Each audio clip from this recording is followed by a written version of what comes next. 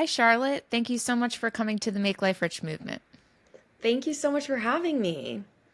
Guys, I'm really pumped today. This is a long awaited conversation for me. I have been in love with this company and their product and their branding for almost a year now. And I'm just really hyped to be speaking with the co founder, Charlotte Cruz. You're also the COO. Alice Mushrooms is a functional mushroom chocolate company, and they focus on spreading the awareness of the power of mushrooms and, the really wonderful ways in which they can enrich your daily life and your routines. Charlotte, I love that we're going to go all over the place today, guys, between branding, product design, etc. But I would love to learn more about your background. It's not every day that you get to meet a food scholar and someone that has helped to create different types of food products and different food companies before doing it for yourself. So, could you tell us a little bit about your background? Yeah, totally. So my background, I started in media and journalism, actually. My first job was in journalism in Washington, D.C., in Cool. politics. And then I started working in more lifestyle media, doing branded content partnerships, and helping brands tell their stories through the lens of different publications. So, um, through that whole experience, I started realizing that all of the stories I was having a lot of fun telling were about food and about different people in the food business, which really motivated me to then leave media and go get my master's in food studies at NYU, which was an incredible experience. And through that, started working on some early stage consumer food brands. So did an early brand where we were working on meal kits in the city, in New York City, doing kind of a mix of like Blue Apron and like on Seamless basically. So you could order it on demand and it was all organic and fresh and local. Learned a lot though, especially about overhead of fresh food. um, and then we ended up closing those doors and I started working on a better for you, actually celebrity founded Nutella. It's called TBH. It's founded by Noah Schnapp from Stranger Things. So I helped them take that product right through launch and through year one, and then um, took me to Alice. I love that so much. It seems as though you really just followed where your heart was kind of leading you and what things you're enjoying the most to kind of get you to that next plateau of kind of leveling up or changing what you were doing to kind of get to that next step, which is always a really beautiful recipe for a long-standing entrepreneur. You've got a lot of experience tucked in there that really, it sounds like, set you up perfectly to start Alice. I hope so. I mean, it was kind of a perfect mixing of the minds because with my background in food and marketing, and then I met my business partner, Lindsay, and she has a background in pharmaceuticals. So we come from really different backgrounds and experiences. And I think that mixture of food and pharma is kind of our secret magic sauce.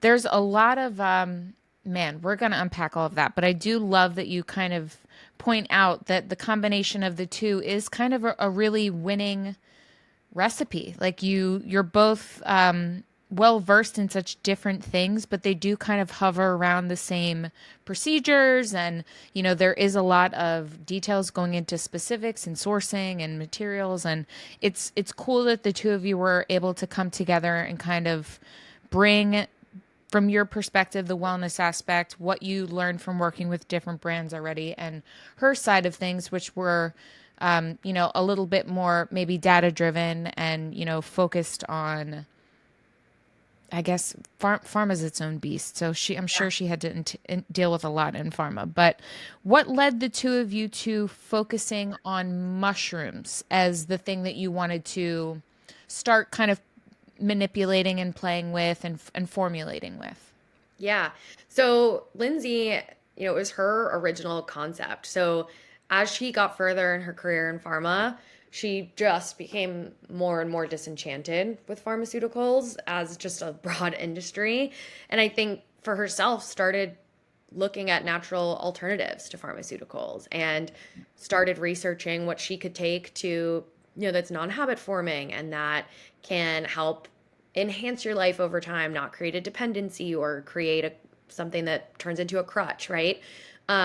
So that's when she got really into mushrooms and she started researching Mhm. them, really started to realize as she was trying to buy them, which is something I also independently realized and that we bonded over when we first met, is that most mushroom supplements on the market are powders, pills, tinctures, very reminiscent not only of traditional pharmaceuticals, but also not very fun to take, or none of them really taste that good.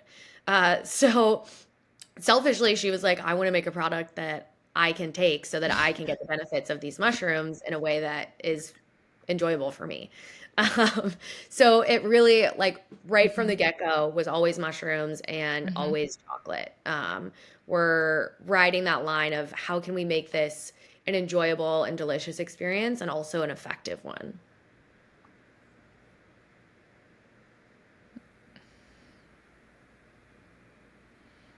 Ugh.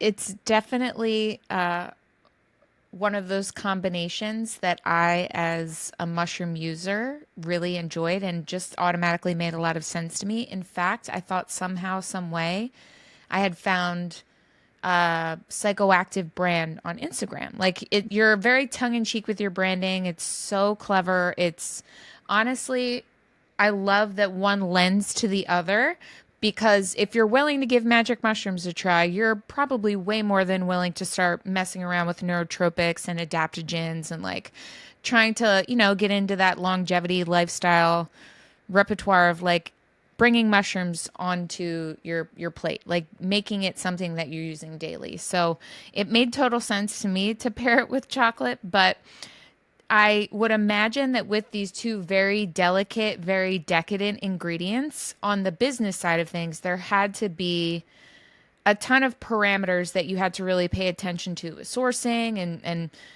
just so much on that end. Was that influencing the types of mushrooms and chocolate ingredients that you were going to use for the final product?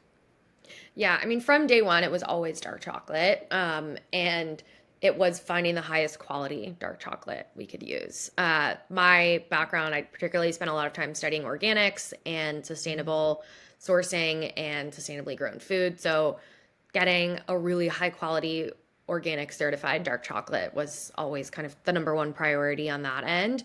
And then when it comes to mushrooms, I mean, we picked which mushrooms to use based on what mushrooms can solve or address different issues. So we picked lion's mane, for example, because of its ability to help with brain Mhm. fog and help stimulate memory and cognition and uh, literally regrow your brain. Um, and once we, though, picked lion's mane and reishi and cordyceps and these other ingredients, it became okay, how can we get the best version of that? And we learned a lot throughout that process. I think something that we're very aware of is that mushrooms are a nascent industry. There are a lot of people now realizing the interest in mushrooms and trying to get early in to this place and be an early player. And that type of potentially perceived like gold rush results in a lot of shady sourcing because everyone's now looking for a certain compound or mushroom or product, and Mhm. everyone is claiming they can sell it to you and this is the best rate, and there are no standards really established in the industry yet for what is medicinal, what is not, what is pure and high potency product, all of that stuff. So if you really want to figure out how those standards are set and what you want to do, you need to take the onus upon yourself because it's going to be pretty hard. There's no set industry standard. So we did a lot of research at that point and tried to figure out, we got a lot of really bad mushroom product, and that taught us a lot of lessons about how serious this is and how we need to make a huge effort into sourcing the best, purest, highest potency product possible. And that goes to everything from extraction to how it's grown to what it's mixed with. A lot of mushroom supplements are mixed with starch, ours are not. There's so many things to look out for. And this process, we learned a lot, to put it mildly.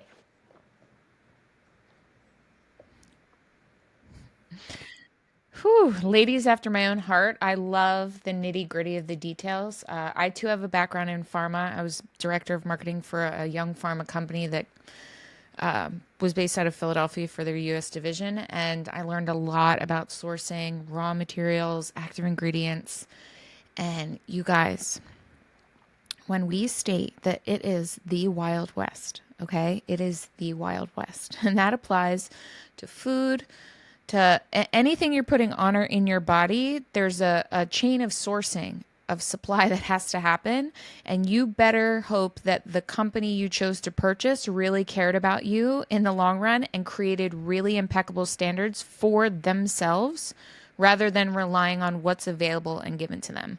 So the amount of research and the extra miles you guys had to go to find these ingredients that were going to be superb to what you wanted, I I literally like bow to you. Like, thank you for putting in the hard work because that process is pretty commonly overlooked because, you know, it adds costs, it adds time, and a lot of people don't really go that extra mile. So I think it's really also incredible that with that extra mile, your price point for your products are where they are. It's a really, guys, you're getting bang for your buck here for the fact that it's an organic.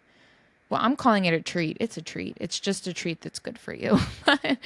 It's really, my mind is blown that this much has gone into it, and to just see everything down to the final product, it's really impressive. It's super cool.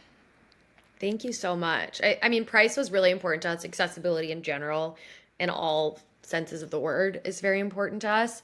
But we looked at the rest of what was on the mushroom market, and so many of these brands are charging you $2 per serving of their product, and a lot of that is a powder. And if you're paying $2 for this powder, then you're also paying for the oat milk that you're going to mix it with, and then they want you to buy their frother, and then they want you to buy their mug, and then there's this whole almost baked in suite of costs on top of that. And it's also a chore. And we looked at it and we said, okay, this doesn't have to be this hard. We can make something that's ready to eat, that is delicious, that doesn't add a chore, is a treat.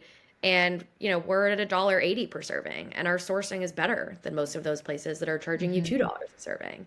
So we wanted to come into this space and be able to do that. And I think that's something that we're always trying to communicate, because we get so many comments for people like, this is the most expensive chocolate I've ever seen. And that's kind of a place that we have to really lean on education, because yes, chocolate is our vehicle, but this isn't just a chocolate. It's so much more. So it is, one of our advantages, but then also I think customers sometimes have a easier time understanding why a powder should be more expensive, because it so much more innately feels pharmaceutical. So we're working on that education gap that, okay, it doesn't have to feel pharmaceutical to be medicinal, right? And we can mix it with some of our favorite things. Yeah. Wow. I love also with your branding that you guys have done such a beautiful job of first with your imagery, just making it look like something you want to incorporate into your daily life, a ritual of sorts. Like the tin that it comes in, guys, is beautiful. I'll post a picture of it here while I'm talking. It is just something that beckons you to open it and like take a little treat out of it. So I would imagine that ceremony alone is probably really enjoyable for those that are Alice Mushrooms customers. And I think that if I knew I were getting a cleaner product, more bang for my buck in terms of what it's going to do for me, and you've taken all this time and effort to make sure that I'm basically not eating sawdust as like the additional fluff that they put into the mixture. Yeah, I'm gonna buy all the tins. I'm gonna buy all the products. I want to try more than what you have for helping me with my brain fog. Like, I love that you have two products.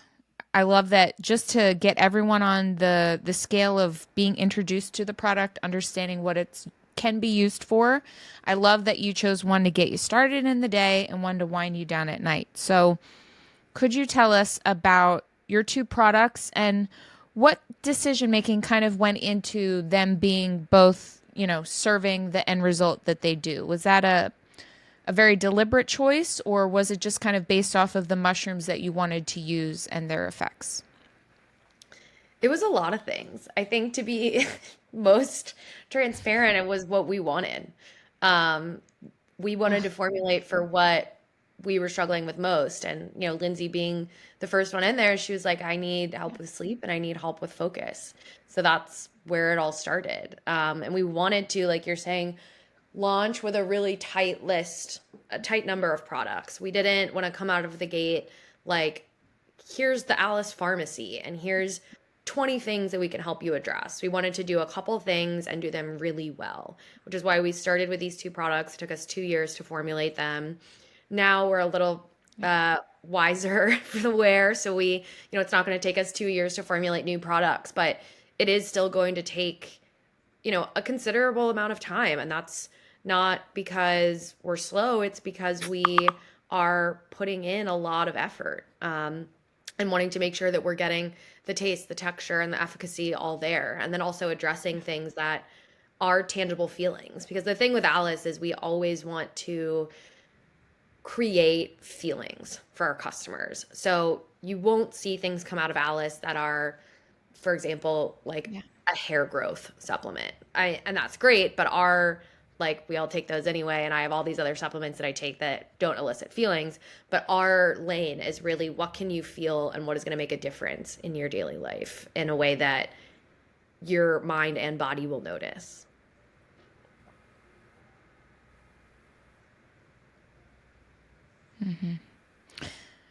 I think you'd be hard pressed to find a single woman in America that doesn't have brain fog in the morning and doesn't need help going to sleep at night. So I wonder if that was something that you guys were aware of data wise, or was it just that the Alice unicorn, your perfect customer, was someone that did really align with the everyday woman?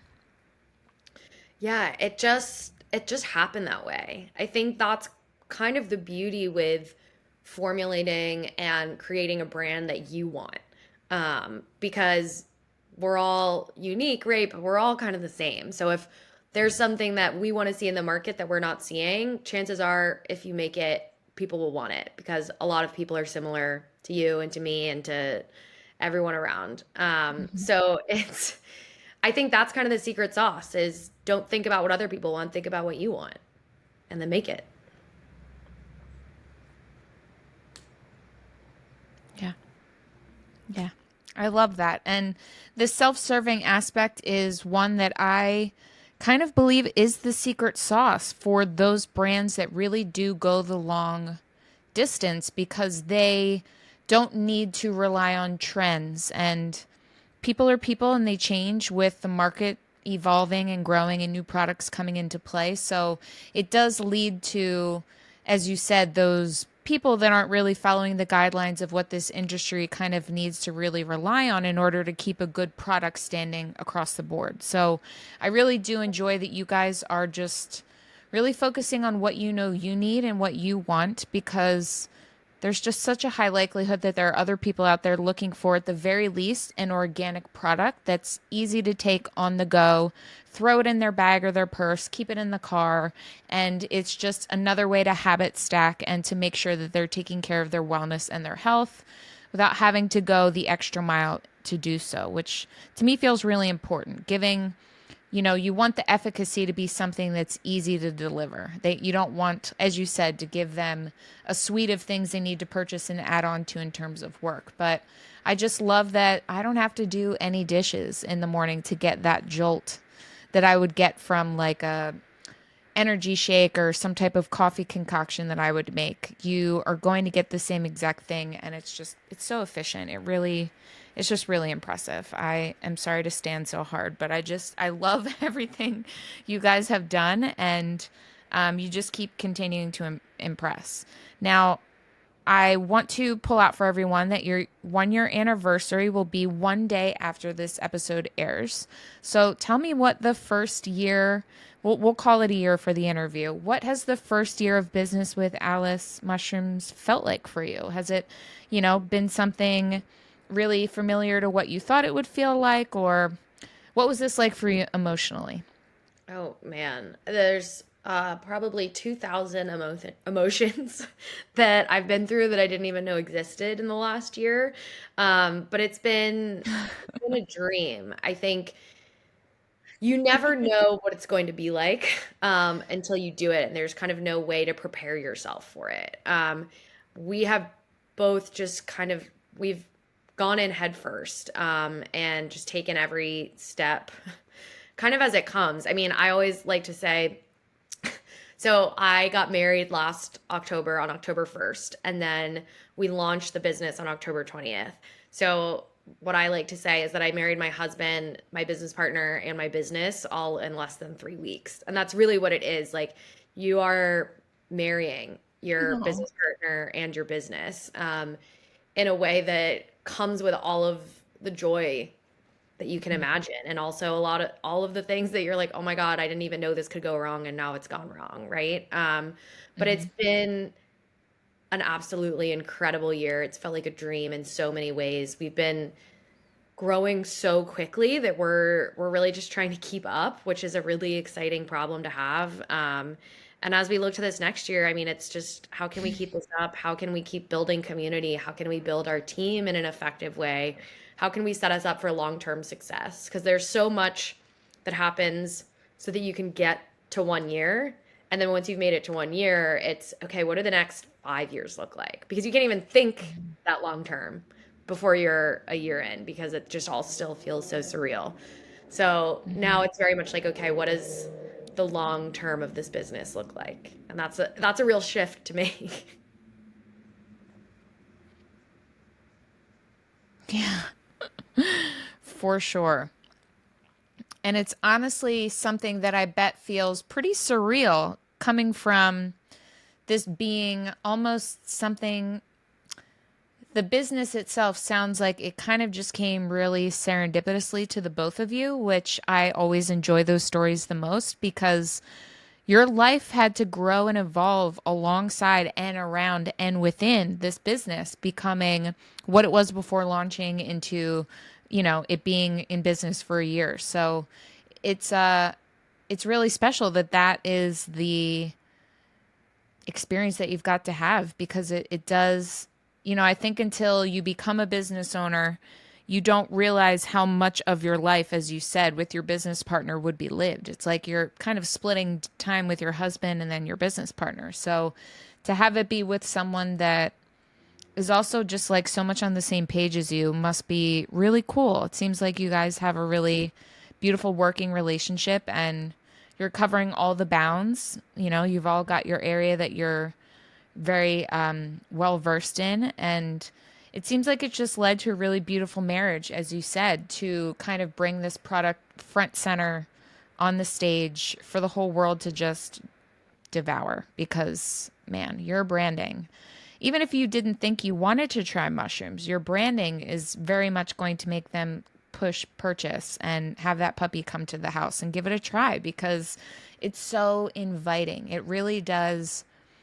I know I keep using the word beckon, but like that's what it feels like. It's like, hey, cool girl, come here. Come look at this. What is this? It's the I love coolest that. chocolate you've ever had. Give it a taste.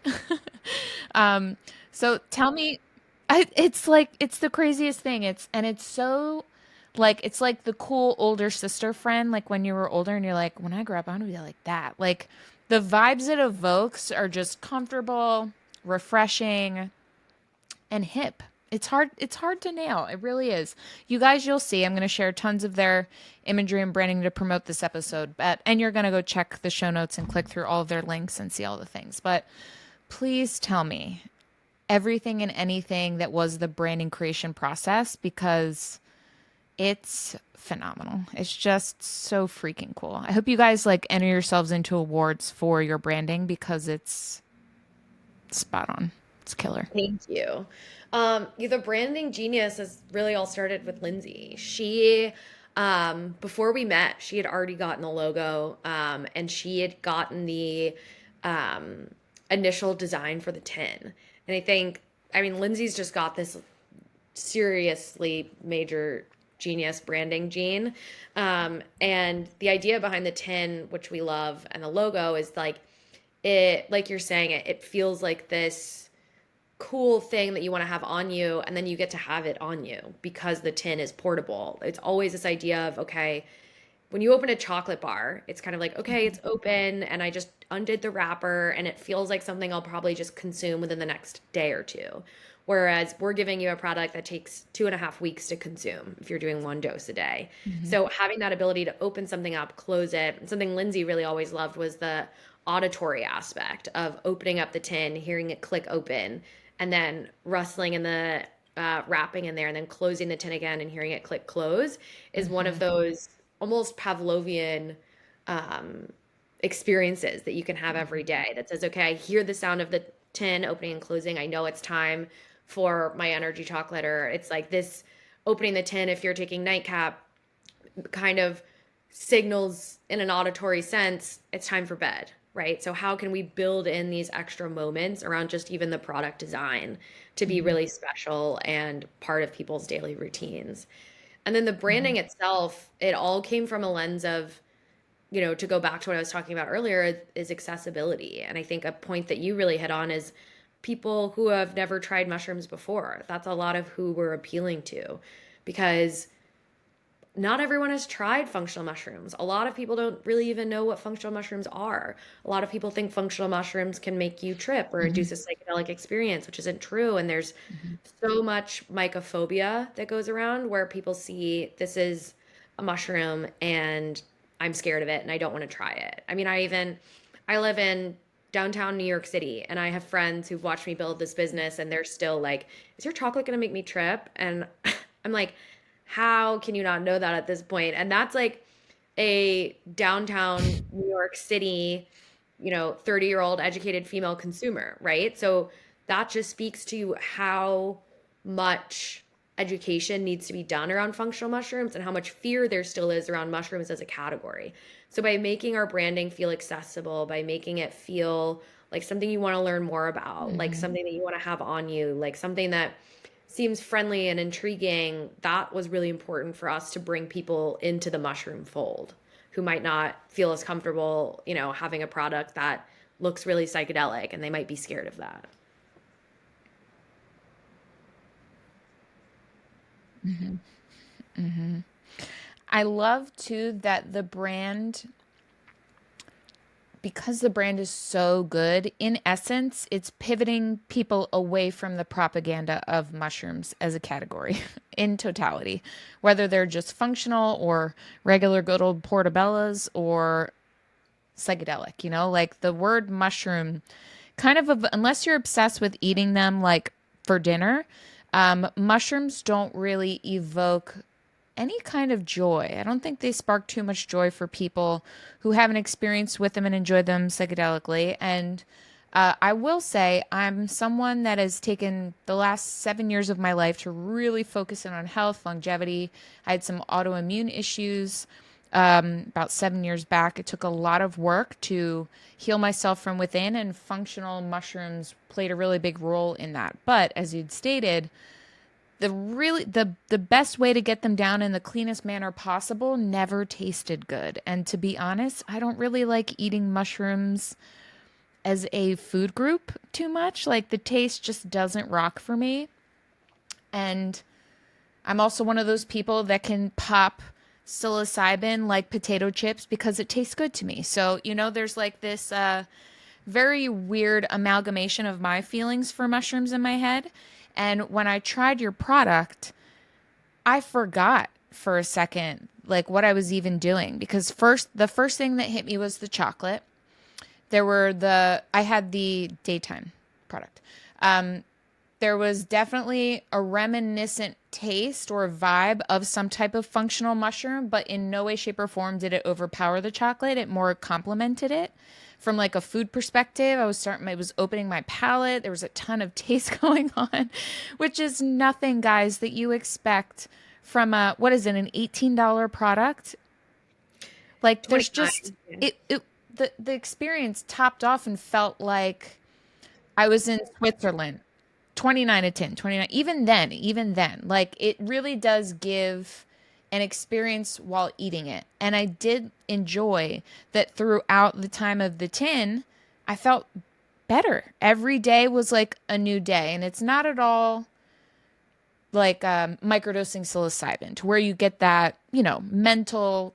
There's a lot that goes on with microdosing, but for the functional aspect of things, my body felt better. I felt more like less bogged down. The brain fog is so true, guys. It was gone.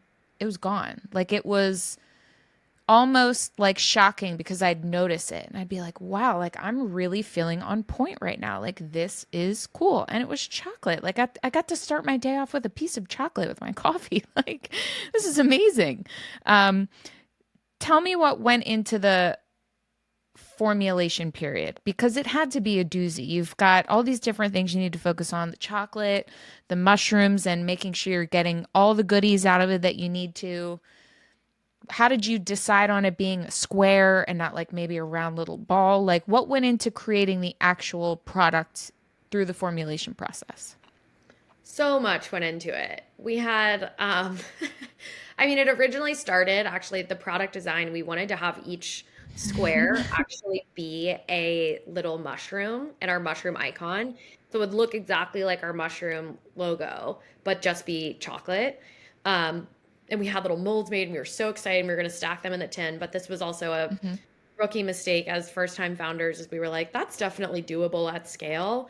And every chocolate factory we interviewed was like, this is not possible. Like we can't individually place 16 chocolates into every tin for one unit. So we had to come up with a more practical operations forward approach, which Yeah. ultimately we love. We have two bars and each square, 2 bars per tin. Each has 8 squares. So it's a total of 16 doses or servings per tin. And each has our mushroom logo printed on it. And by printed, I mean imprinted. There's no like dye or anything printing on there. But that was a big thing. And then the formulation, I mean, it very much was the Goldilocks approach because we worked, it started with Lindsay in her kitchen, literally on Reddit, trying to figure out how to make great products and what did we